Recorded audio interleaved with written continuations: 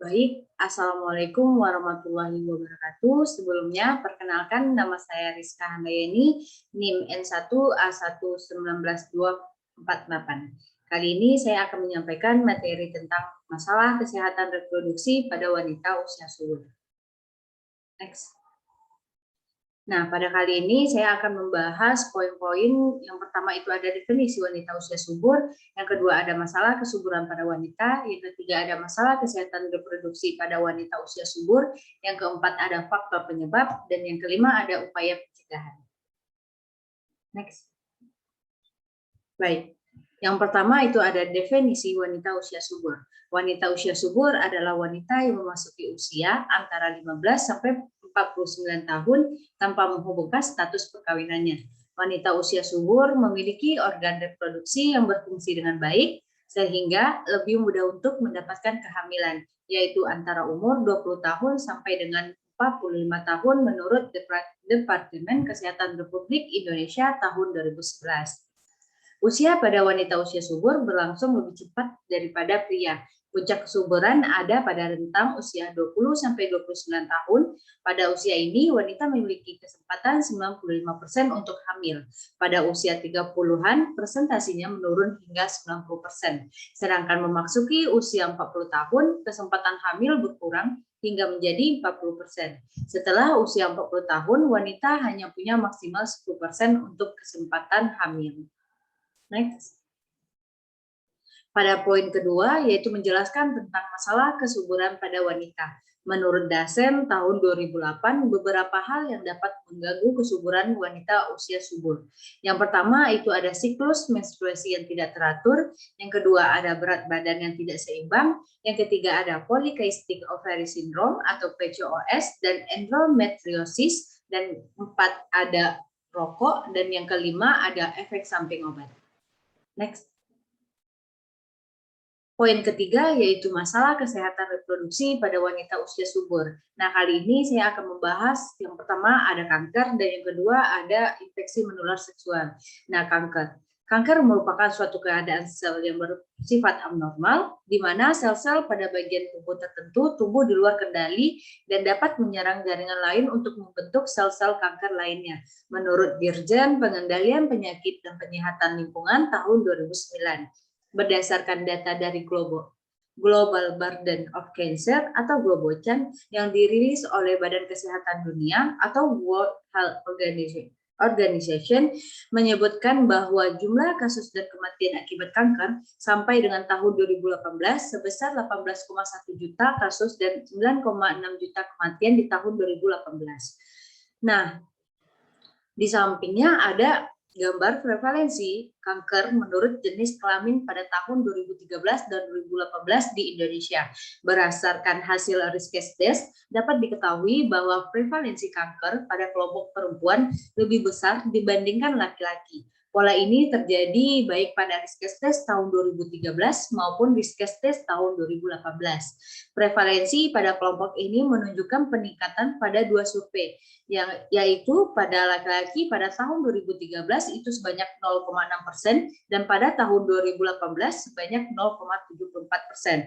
Nah, pada wanita itu yang pada tahun 2013 sebanyak 2,2% dan pada tahun 2018 sebanyak 2,85%. Pada gambar ini terlihat bahwa peningkatan dari tahun 2013 menjadi sampai tahun 2018. Next.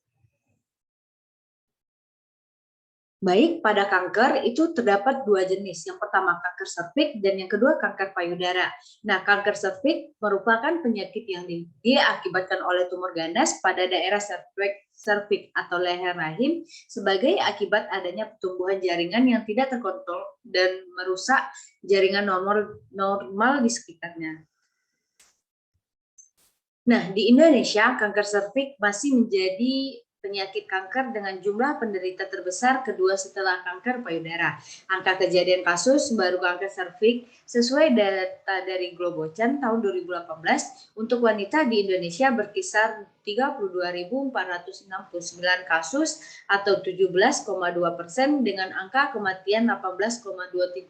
atau 8,8%.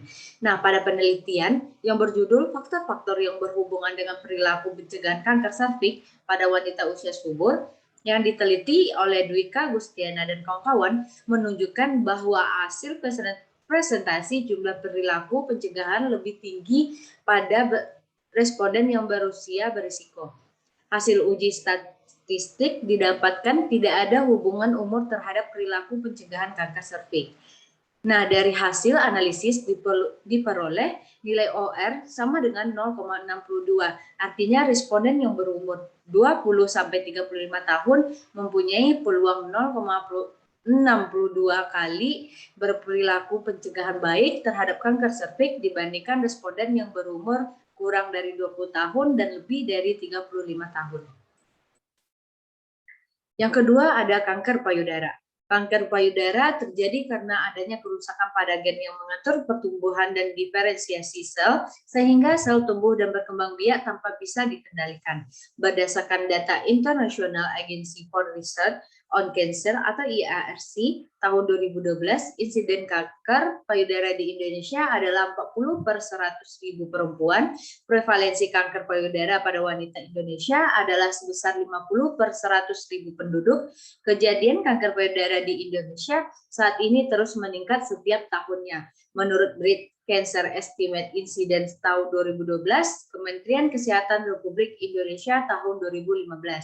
Menurut data Globocen menunjukkan bahwa kanker payudara memiliki presentasi kematian penderita kanker payudara yang jauh lebih rendah dibandingkan dengan kasus baru jika penyakit kanker payudara dapat dicegah sejak dini, maka kemungkinan sembuh pada kanker payudara juga akan lebih tinggi. Menurut Infodatin tahun 2016. Next. Nah, selanjutnya saya akan membahas tentang infeksi menular seksual. Yang pertama itu ada sifilis.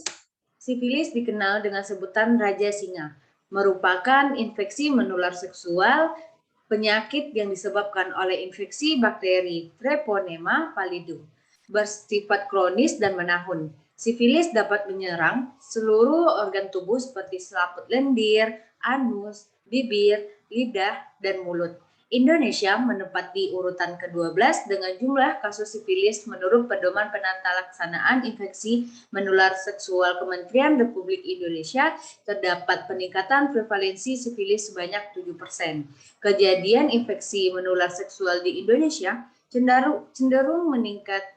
Secara keseluruhan sifilis tercatat pada tahun 2011 sebanyak 4.725 atau 40,8% kasus sifilis. Pada tahun 2012 meningkat sebanyak 5.216 atau 41,8% kasus sifilis menurut Kementerian Kesehatan Republik Indonesia tahun 2012. Next.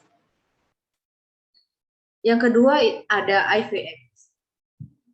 HIV/AIDS adalah sejenis virus yang menginfeksi sel darah putih yang menyebabkan turunnya kekebalan tubuh manusia.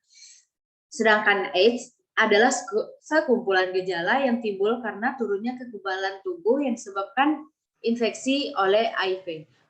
Penderita HIV memerlukan pengobatan dengan antiretroviral atau ARV untuk menurunkan jumlah virus HIV di dalam tubuh agar tidak masuk ke dalam stadium AIDS. Sedangkan penderita AIDS membutuhkan pengobatan ARV untuk mencegah terjadinya infeksi oportunistik dengan berbagai komplikasinya.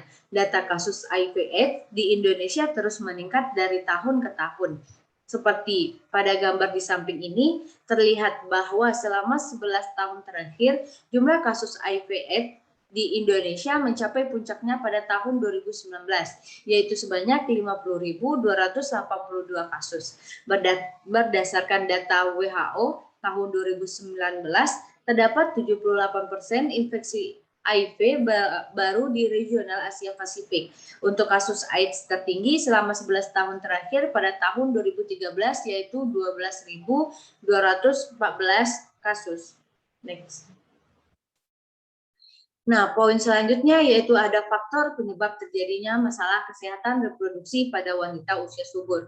Yang pertama itu ada usia, yang kedua ada jenis kelamin, yang ketiga ada penggunaan suntik bergantian pada HIV, yang keempat ada hormon, yang kelima ada imunitas, dan yang keenam ada personal hygiene. Nah, pada poin terakhir yaitu ada upaya pencegahan masalah kesehatan pada wanita usia subur. Yang pertama itu ada pencegahan primordial. Pencegahan ini merupakan upaya untuk mencegah terjadinya risiko atau mempertahankan keadaan risiko rendah dalam masyarakat terhadap penyakit secara umum yang dilakukan sebelum seseorang itu memiliki risiko terhadap sesuatu penyakit. Nah, yang kedua ada pencegahan primer. Pencegahan primer adalah upaya yang ditunjuk pada kelompok yang memiliki faktor risiko. Dan yang ketiga ada pencegahan sekunder. Yang pertama itu ada deteksi dini, pengobatan tepat, dan yang keempat ada pencegahan tersier. Baiklah, hanya itu yang dapat saya sampaikan. Mohon maaf jika ada kesalahan kata. Wabillahi taufiq wa hidayah. Wassalamualaikum warahmatullahi wabarakatuh. Waalaikumsalam warahmatullahi wabarakatuh.